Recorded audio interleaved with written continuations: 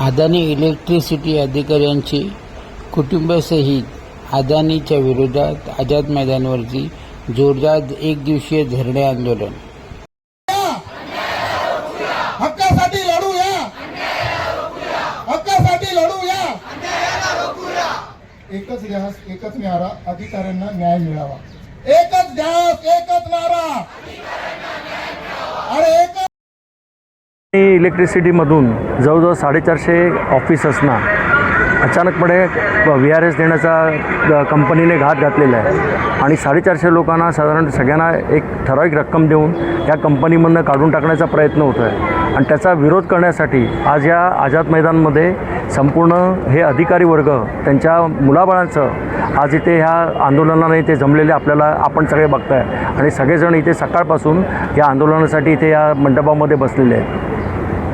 काय महत्त्वाच्या मागण्या ज्या घेऊन आपण यापूर्वीसुद्धा या कंपनीने VRS आणली होती 3 वर्षापूर्वी साधारण, त्यावेळेलासुद्धा कंपनीने चांगल्यापैकी रक्कम देऊन म्हणजे त्यांचं कुठलंही नुकसान होणार नाही अधिकारी वर्गाचं असे त्यांना राहिलेल्या वर्षाच्या त्यांची जी सर्व्हिस राहिली आहे त्याचे वर्षाला 10 बेसिक आणि DA देऊन त्यांना या कंपनीमध्ये त्यांनी सन्मानाने त्यांना VRS दिली होती।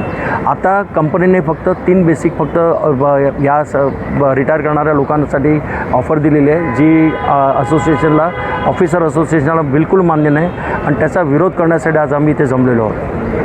आज कोणाची भेट घेणार आहात? नाही, आज कोणाची भेट होणार नाही। आज आमचं फक्त हे आंदोलन सरकारच्या कानापर्यंत आणि कंपनीला समजण्यासाठी आज आपण इथे आंदोलन केलेलं आहे। या सर्व गोष्टींमध्ये जबाबदार कोणाला मानतात?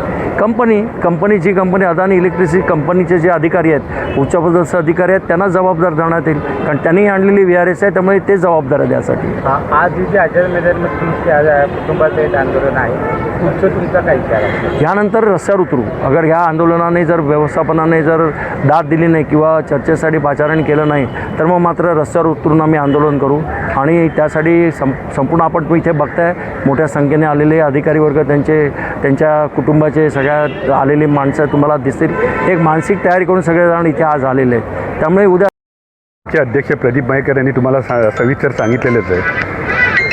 ॲक्च्युली हे आंदोलन जे आम्ही घेतलं आहे ते एक व्यवस्थापनाने आम्हाला हे आंदोलन करण्यास भाग पाडलं आहे। खरं म्हणजे एखाद्या अधिकाऱ्याची नोकरी जाणं म्हणजे त्याचं कुटुंब डिस्टर्ब होते, त्यांनी घेतलेले लोन, त्यांनी घेतलेल्या सगळ्या ह्या कर्जबिर्ज ह्याच्यामध्ये तो गुरफटून जातो।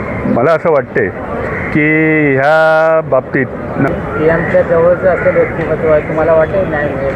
नाही, 100% न्याय मिळेल। PM जर असलं तरी ही अत्यावश्यक सेवा आहे आणि कंपनीला देखील माहीत आहे की इथले अधिकारी जर त्वेषाने उभे राहिले तर आपण ही कंपनी चालू शकत नाही। 100% PM असू दे नाही तर कोणत्याही याच्यावरती असू दे, कंपनी चालवणारे अधिकारी हे महत्त्वाचे असतात, कर्मचारी महत्त्वाचे असतात। त्यांना जर डावललं गेलं तर ही कंपनी अदानी काय इव्हन कोणीच चालू शकत नाही।